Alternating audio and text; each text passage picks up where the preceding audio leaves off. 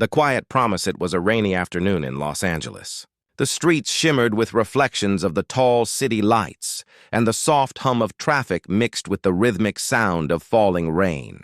Keanu Reeves sat quietly in the corner of a small cafe, his hands wrapped around a warm cup of coffee. People around him whispered his name, but he didn't notice. His eyes were fixed on the window, watching the rain slide down the glass. He wasn't thinking about fame, movies, or red carpets.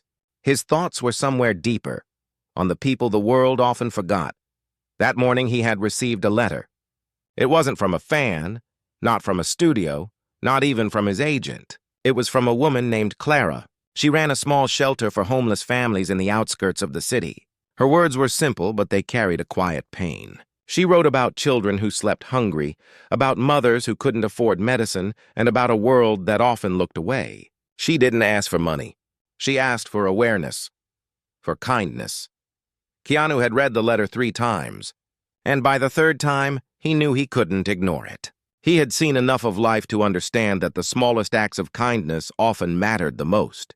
That was the same day he called Sandra Bullock. Sandra picked up with her usual warmth, her laughter lighting up even the dullest moments. "Keanu, it's been a while," she said, her voice carrying that familiar calm. "What's on your mind?" He hesitated for a moment.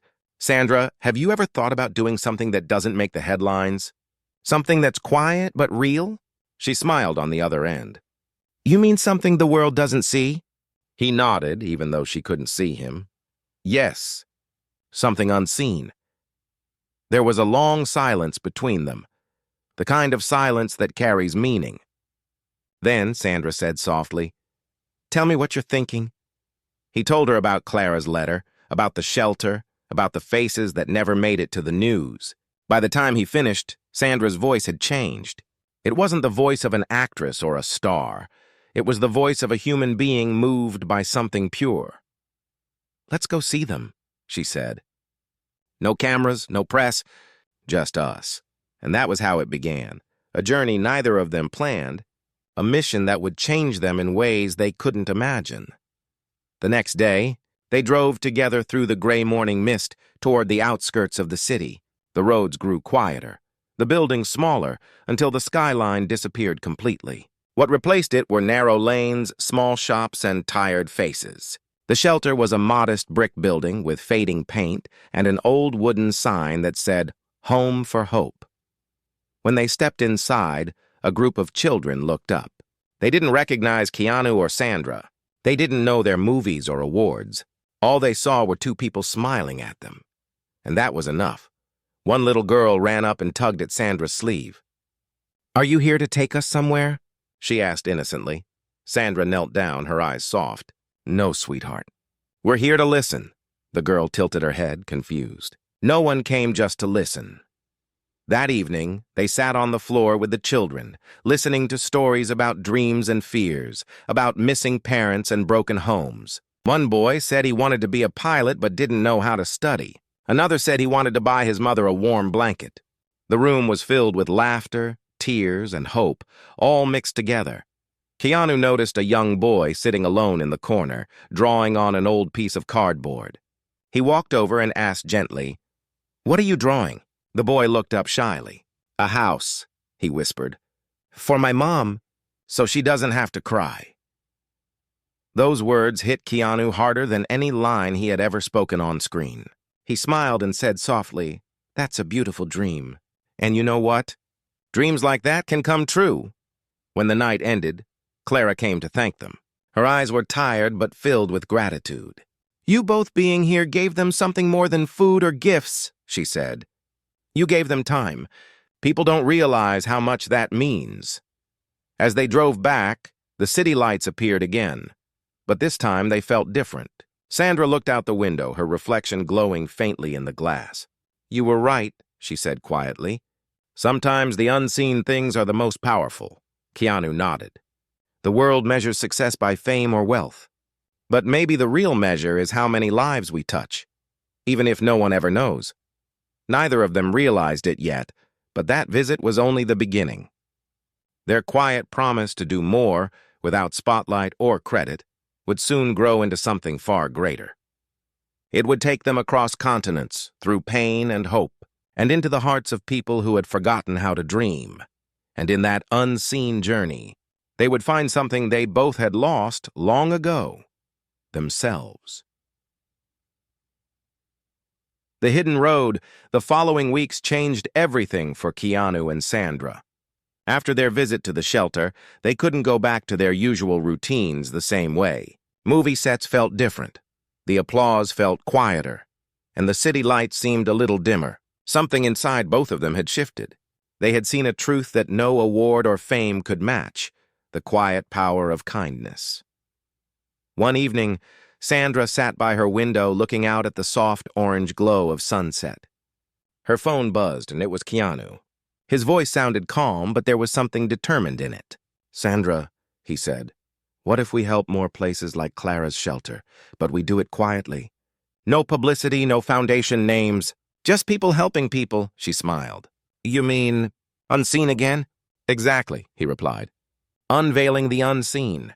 We can visit places that others overlook, not to give charity, but to remind people that they're not forgotten." Sandra paused, feeling that same warmth she had felt at the shelter. "I'm in," she said softly. "Tell me where we start." That night, they began to plan. Not on paper, not through managers, but through heart. They found stories of forgotten villages, struggling hospitals, and teachers who worked without pay. They decided to travel together using their own savings, keeping everything private. Only a few trusted people knew. One of them was Clara, who helped them connect with people who truly needed help. Their first stop was a small village in Northern California that had suffered after a wildfire. Most people had left, but a few families stayed behind, rebuilding their homes with their own hands. The road was rough and empty. Dust rose behind their car as they drove through what once used to be green hills, now covered in ashes and silence. When they arrived, the air smelled faintly of burnt wood. Houses were half-built, and people were working even under the harsh sun. An old man with tired eyes came forward. "You must be lost," he said kindly. "There's not much to see here." Keanu smiled softly. "We're not lost. We came to help." The man looked at them with disbelief. "People always say that, but they leave when the cameras don't come." "There are no cameras," Sandra said gently. "Just us." They spent the day helping carry wood, passing buckets of water, and clearing debris. No one recognized them at first, not behind the dust-covered faces and simple clothes. Keanu worked quietly beside a young man named Luis, who had lost his home in the fire. Luis told him about the night everything burned, how he carried his grandmother out while their house turned to ashes. Keanu listened with deep silence. When Luis finished, he looked up and said, "You didn't lose everything, Luis. You still have your courage, and that's what will rebuild this place." Those words stayed with Luis. Later that evening, he brought a small photo to Keanu, a picture of his burned house. "This was home," he said, "but now I'll build another one, and maybe this one will have more light." As the sun set, Sandra gathered the children near the half-built school and started painting with them. Her laughter filled the air, soft, honest, and real. She showed them how to draw hope with colors, how even a single brushstroke could change how something feels. One little girl looked up at her and said, "Miss, are you an angel?" Sandra smiled gently. "No, sweetheart. I'm just a friend." That night, they sat by the fire with the villagers, sharing food and stories. The stars were bright above them, scattered like tiny promises in the dark sky.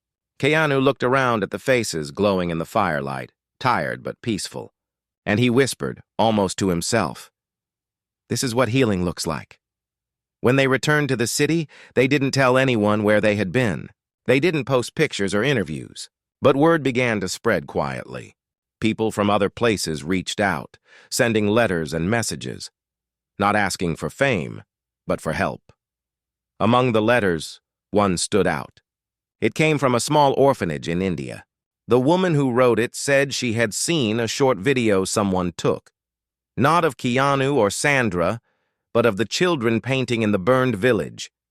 She said their laughter gave her strength to keep her orphanage running despite all odds. Her name was Mira, and her letter ended with one simple line. If you ever come to India, please visit us. We don't need money. We just need hope. Keanu read the letter aloud to Sandra, his voice quiet. She doesn't ask for anything, just hope, he said. Sandra looked at him, her eyes soft but full of determination. Then let's go to India. They had no idea that this journey would lead them into a deeper world of compassion and a test of faith they never expected. What waited for them there would change their hearts forever and reveal the true meaning of unveiling the unseen. The journey to the heart. The flight to India was long and quiet. Keanu and Sandra sat side by side, looking out at the endless sky. Neither of them spoke much. The letter from Mira rested between them on the small airplane table, its edges slightly folded from being read so many times. There was something about her words, the way she asked for nothing but hope, that had touched both of them deeply. As the plane descended into Chennai, the world outside changed. The warm golden light, the sound of distant horns, and the sight of people moving with purpose filled the air with life. It was a place that felt both ancient and alive, full of contrasts. Temples beside tall buildings, laughter mixed with struggle. Mira was waiting for them at the airport, holding a small handmade sign that said simply, "Welcome, my friends." She was in her late 40s, wearing a simple cotton sari. Her eyes carried both warmth and quiet strength. When she saw them, she smiled. Not the kind of smile that comes from recognition, but one that comes from gratitude. "Thank you for coming," she said softly.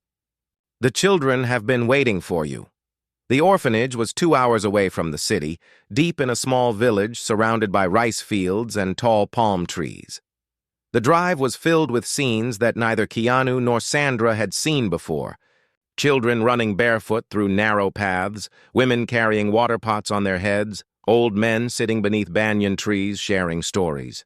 Life here was simple, but every face carried a story. When they arrived, a group of children ran out, barefoot but smiling, their eyes shining with excitement. They surrounded the car, waving and laughing.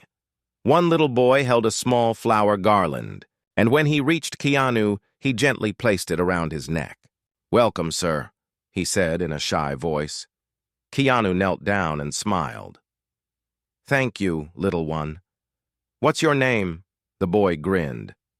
"Arjun." Sandra was already surrounded by a group of girls who wanted to hold her hand, show her their drawings, and tell her about their school. She listened to each one carefully, nodding, smiling, laughing softly, giving them the one thing they didn't often receive: attention. Inside, the orphanage was small but full of life. Colorful hand-painted drawings covered the walls. There were a few old beds, a tiny library corner, and a prayer space where candles flickered gently. Mira showed them around.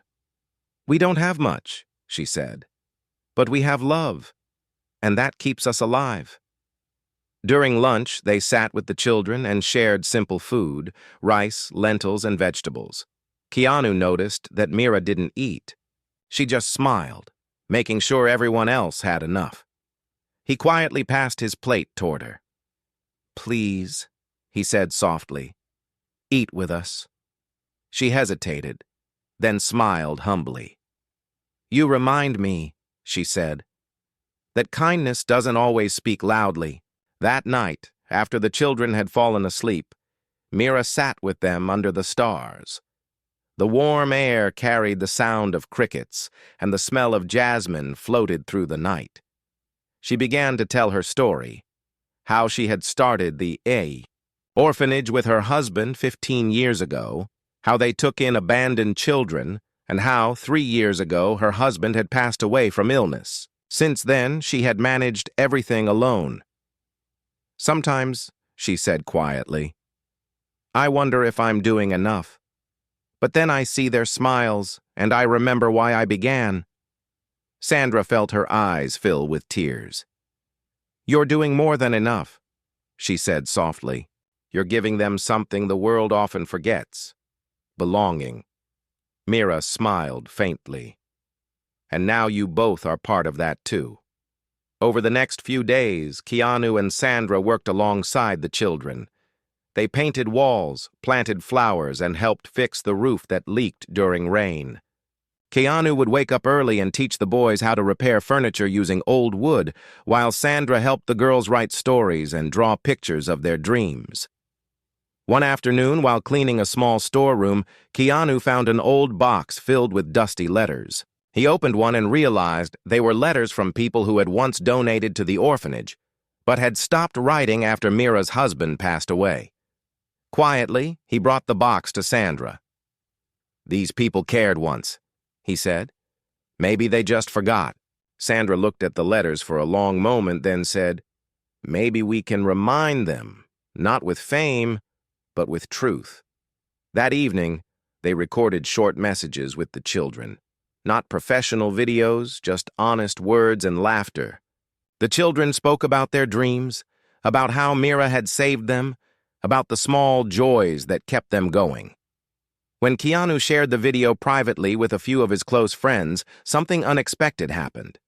Those friends shared it quietly with others. Soon, people from around the world began sending messages to Mira, offering help, books, food, and even scholarships. Mira cried when she saw the first delivery arrive, new books for the children. "I don't know how to thank you," she said, her voice trembling. Keanu placed a gentle hand on her shoulder. "Don't thank us," he said. "Thank your courage. It was already there. We just helped the world see it."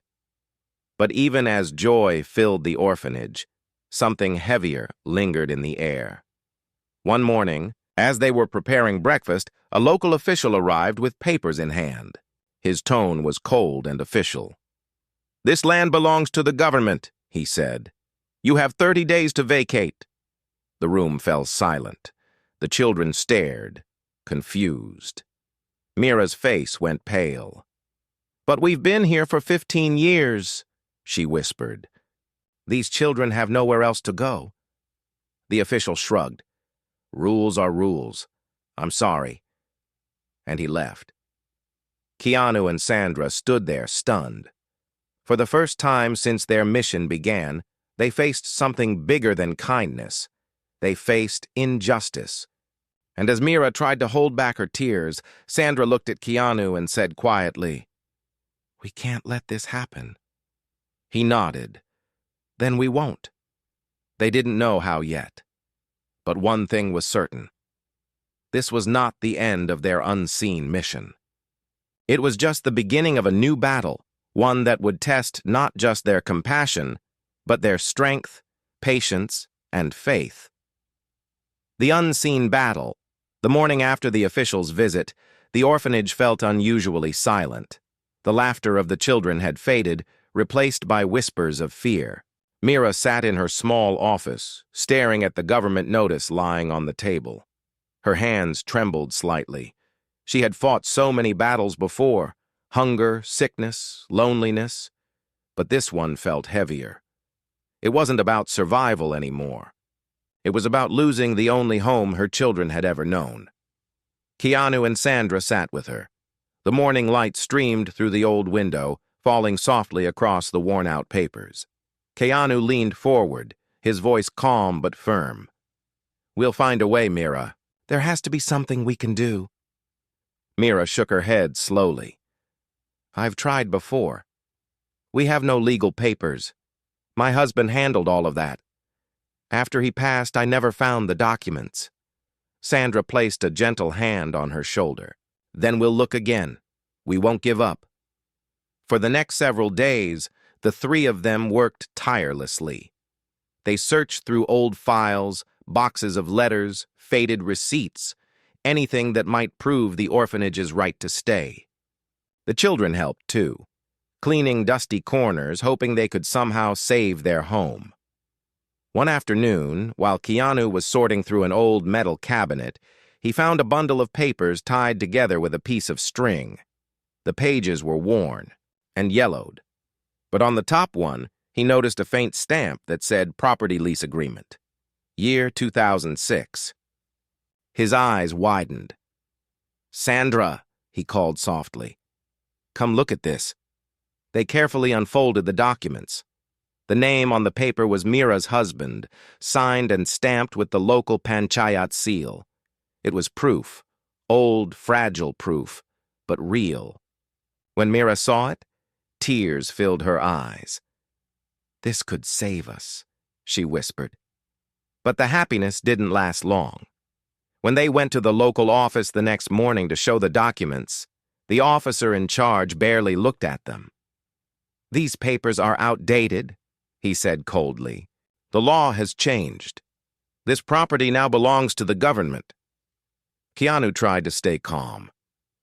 "There must be a process, a way to renew or appeal this." The officer smirked.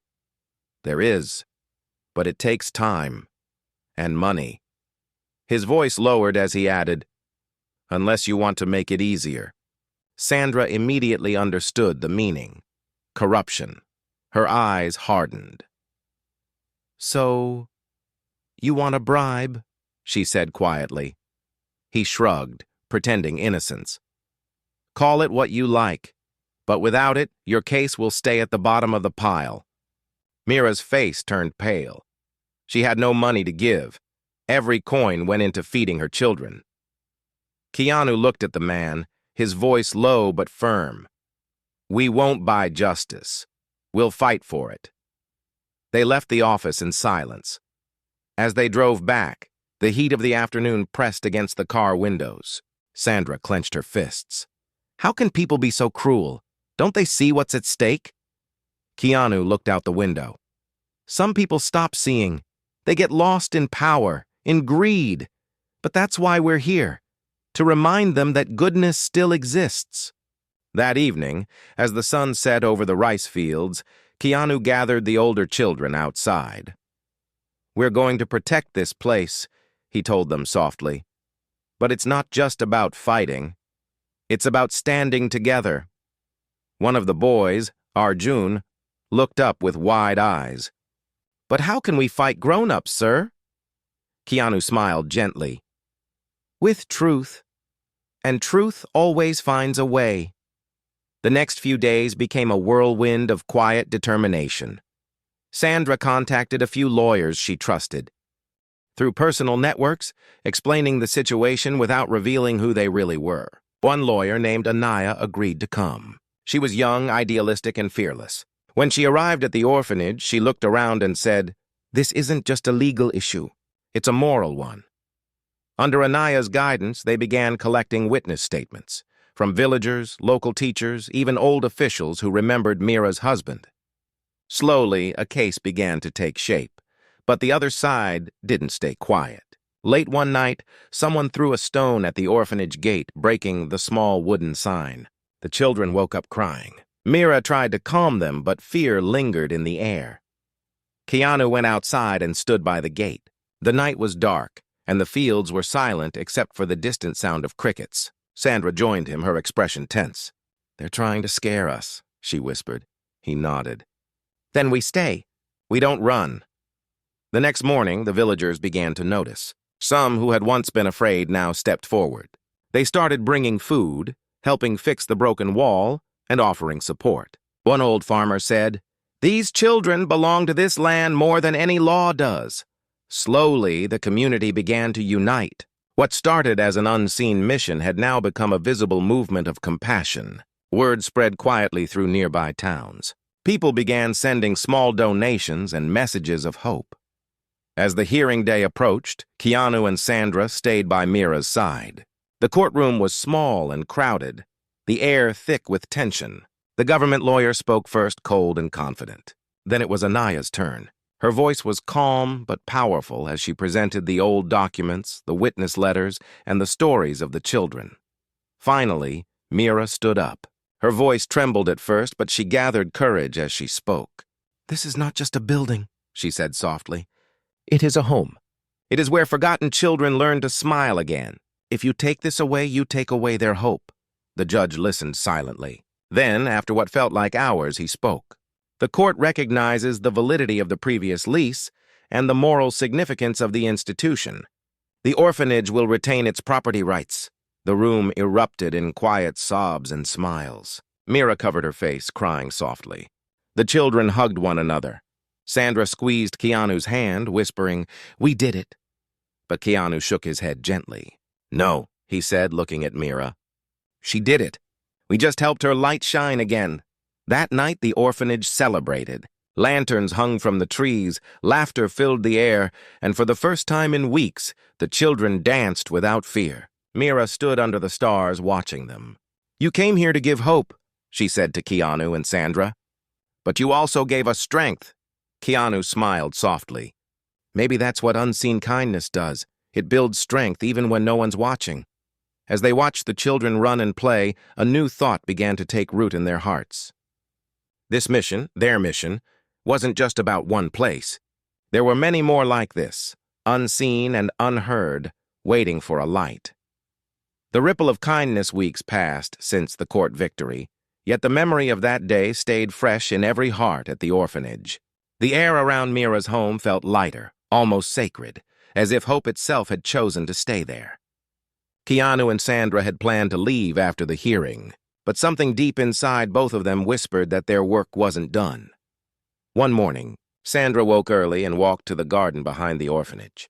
The children had planted flowers there after the celebration, and now tiny green sprouts had started to grow through the soil. She smiled, watching the sun rise slowly over the palm trees.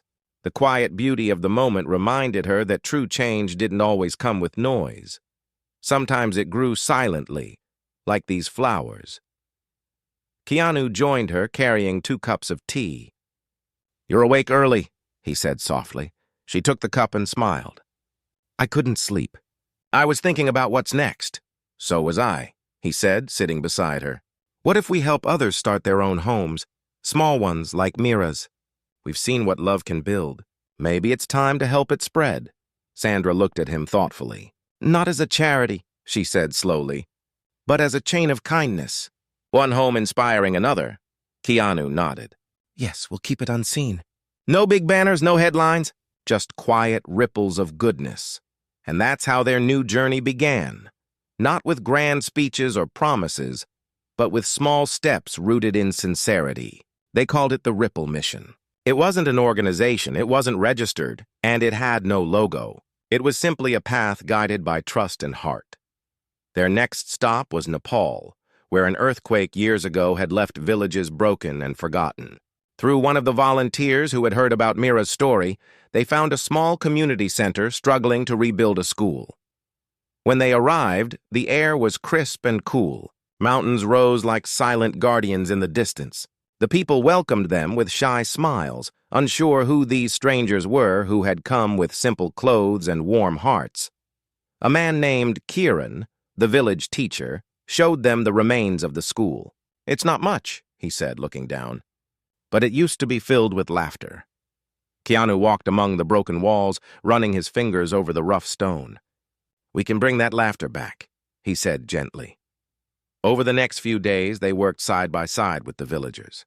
Sandra helped organize materials, while Keanu mixed cement, carried stones, and played with the children in between. Every evening they gathered by the fire, sharing stories in broken English, translated through smiles and gestures. One evening, as the fire crackled softly, Kieran told them something that stayed with them both. "You came to help us rebuild a school," he said, "but what you really rebuilt was our faith. We forgot that the world still had people who care."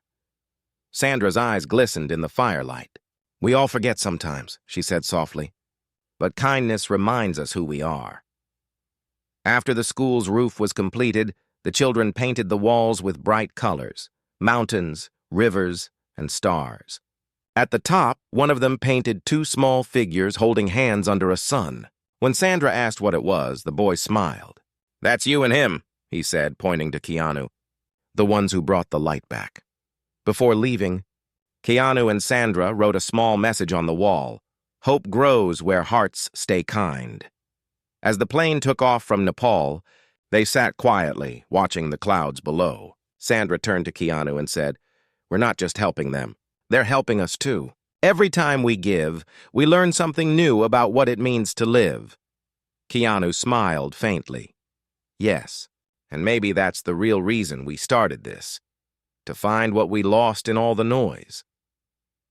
But soon after returning to Los Angeles, Keanu received a phone call that made his heart sink. It was Mira's voice trembling through the line. "Keanu, one of the children, Arjun, is very sick. We've taken him to the hospital, but it's serious." Keanu's hands tightened around the phone. "We'll be there," he said instantly. Within hours, he and Sandra were on the next flight back to India. When they arrived at the hospital, Mira was waiting outside, her eyes red from crying. "They say his heart is weak," she whispered. "He needs surgery." The doctor explained the situation. The operation was possible, but costly. Sandra didn't hesitate. "Whatever it takes, we'll do it," she said firmly. Over the next few days, they stayed by Arjun's bedside. The little boy was weak, but every time he opened his eyes, he smiled at them. "You came back," he whispered once, his voice barely audible. "Of course," Keanu said softly, holding his hand. "We promised we wouldn't forget you." Arjun looked at him and smiled faintly. "When I get better. Can I build another home like this? For other kids?" Tears filled Sandra's eyes. "You already have, Arjun," she said gently. "Your courage built it here, in all of us." The surgery day came. They waited outside the operation room for hours, pacing silently. Finally, the doctor emerged, his face calm but serious. "He's stable," he said. "He will need time to recover, but the surgery was a success." Mira broke down crying, her hands clasped together in prayer. Sandra hugged her, whispering, "He's going to be fine." When Arjun woke up the next day, he looked at them with sleepy eyes. "Did I win?" he asked weakly. Keanu smiled. "You did, champ. You fought like a hero." Arjun chuckled softly and whispered, "Then promise me something." "Never stop helping people." Sandra leaned close and said, "We promise." But later that evening, as they sat by the hospital window watching the rain fall, Keanu turned to Sandra. "What if kindness always comes with a cost?" he said quietly. "We give and give, but sometimes it hurts." She nodded. "Maybe that's what makes it real. If kindness never hurt, it wouldn't mean as much." Outside, the rain kept falling, washing the streets clean, carrying the scent of earth and hope. Somewhere deep inside, they both knew their journey was far from over. They had seen the light in places where the world only saw shadows. And now, their unseen mission had one final destination. One that would test everything they had learned, everything they had become. The unseen light, the hospital corridors were quiet, filled with the faint hum of machines and the soft footsteps of nurses. After Arjun's surgery, Keanu and Sandra spent days staying close, sleeping in the waiting area, drinking endless cups of tea, and watching over him like family. They had seen suffering before, but this felt different. It wasn't about helping from a distance anymore. It was personal. When Arjun finally regained his strength, he would often sit near the window, sketching small drawings on paper. He drew mountains, smiling faces, and sometimes two tall figures holding a child's hand. When Sandra asked him what that picture meant, he said softly, "That's you and Keanu, walking with me to the place where no one is alone." Those words touched something deep inside them both. In that moment, they realized that what had begun as a simple visit to a shelter had now become something much bigger. It had become a bond of hearts that had changed lives quietly, without fame, without reward. One evening, when Arjun was almost ready to leave the hospital, Mira gathered them all for a small meal in the orphanage garden. The lamps glowed softly. The children's laughter echoed in the night, and the air carried the sound of peace. Mira looked at them and said, "You've done more than save a child. You've reminded us that goodness is still alive in this world." Keanu smiled gently. "We only did what anyone should do." "No," Mira replied softly. "You did what few remember to do. You cared when no one was watching." The following morning, Keanu and Sandra prepared to return to Los Angeles. The children surrounded them, handing them small handmade gifts, drawings, bracelets, and folded paper hearts. Arjun gave them a small wooden toy he had carved himself. "To remind you," he said with a grin, "that even small hands can build big things. They promised to return one day." As their car drove away, Sandra looked out the window, her eyes glistening. "I don't think this is goodbye," she whispered. "No," Keanu said quietly. "It's the beginning of something that will never end." Months passed. Back in Los Angeles, life began to move again. Film projects, interviews, scripts. But neither of them could step back into the spotlight the same way. The noise of fame now felt different, almost distant. The lights of the stage no longer excited them. It was the quiet moments, the unseen acts that felt meaningful. They began supporting more unseen homes, small orphanages, schools, and villages across the world. They kept it anonymous, helping quietly through trusted contacts. Each project they supported carried one message painted on its wall: kindness doesn't need an audience. But then, one winter evening, an unexpected call came. Mira's voice was soft but heavy. "Keanu, it's about Arjun." The words froze him. "What happened? He got sick again," she said. "His heart is weaker this time." Sandra heard the conversation from across the room, her eyes filling instantly with tears. "We're going," she said, before he could speak. By the next day, they were on a plane to India again. The same long flight, the same silence. But this time, their hearts carried fear instead of hope. When they arrived, they rushed straight to the hospital. Mira met them, her face pale, her eyes swollen. "The doctors are doing everything they can," she said. When they entered the room, Arjun was lying still, his breathing soft and uneven. He opened his eyes slowly and smiled faintly when he saw them. "You came back," he whispered weakly. "Always," Keanu said, holding his hand. Arjun tried to speak but coughed. "Don't be sad," he said softly. "I'm not scared. I just wanted to say thank you for showing me that love is real." Sandra knelt beside him, her tears falling silently. "You showed us too, Arjun. You showed us what strength really means." The boy smiled gently, looking at both of them. "Promise me, you'll keep helping, even when I'm gone," Keanu's voice broke. "We promise." Arjun's fingers loosened slightly in his hand, his eyes closing slowly as his small chest rose one last time. The room fell silent. The world outside kept moving, but for that moment, time itself stood still. Mira's sobs echoed softly. Sandra covered her face, crying quietly. Keanu sat beside the bed, holding Arjun's small hand long after it had gone cold. That night, the rain fell again, just like the first day of their journey. It washed the streets, softened the earth, and whispered something only the heart could hear. The next morning, the entire village gathered for Arjun's farewell. The children placed flowers near his small resting place beneath a banyan tree. Mira whispered prayers, her hands shaking, but her voice steady. And then Keanu stepped forward, his eyes full but calm. "Arjun wanted to build homes for other children," he said softly. "He didn't just dream it, he made it real in our hearts. From today, we'll make sure his dream keeps growing. Every time a child smiles, every time someone chooses kindness, he'll live again." Sandra placed a small wooden carving, the one Arjun had made for them, beside his flowers. "He taught us that even short lives can leave long light," she said. When they left India weeks later, something had changed forever inside both of them. The pain was deep, but so was the purpose. Years passed quietly. The Ripple mission spread further than they ever imagined. Small homes appeared in Africa, South America, and Europe, all connected not by money, but by heart.